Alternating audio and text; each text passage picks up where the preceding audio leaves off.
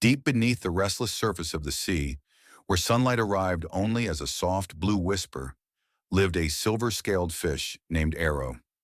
Unlike the other fish, Arrow was not fast, nor large, nor brightly colored.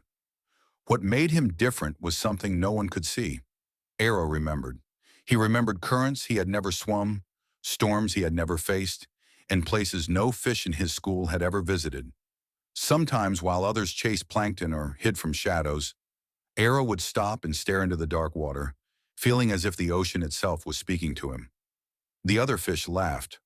"Why do you always swim alone?" they asked. "Why do you look sad when the sea is calm?" Arrow never answered. How could he explain that he felt the ocean was smaller than it used to be? The net from the sky. One quiet morning, when the water was unusually still, a shadow spread across the sea like a dark cloud. Before anyone could react, a massive fishing net fell from above, trapping dozens of fish. Panic exploded. Fish smashed into each other, scales flashing, tails beating wildly against the tightening threads. Arrow was caught too. The net pulled them upward, toward a world none of them understood. As fear filled the water, Arrow felt something stir inside him. An old memory, older than his own life. He remembered a path. "Stop fighting," Arrow shouted, but no one listened. The net tightened. Then Arrow swam downward instead of up. He followed the pull of a forgotten current, one that moved sideways instead of straight. The net twisted slightly, just enough for a small opening to form. One fish slipped out, then another, then many. By the time the net reached the surface, it was almost empty.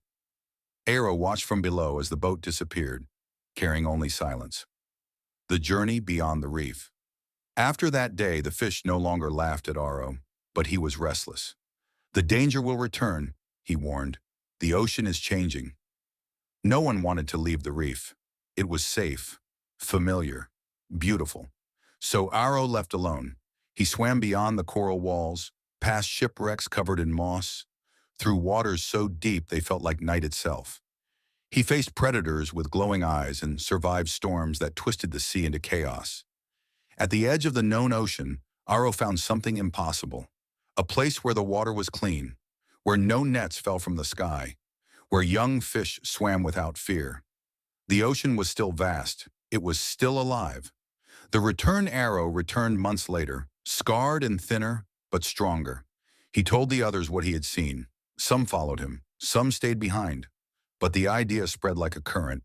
The ocean was not just a home, it was a responsibility. And long after Arrow disappeared into legend, fish still spoke of the silver one who remembered the sea not as it was, but as it could be.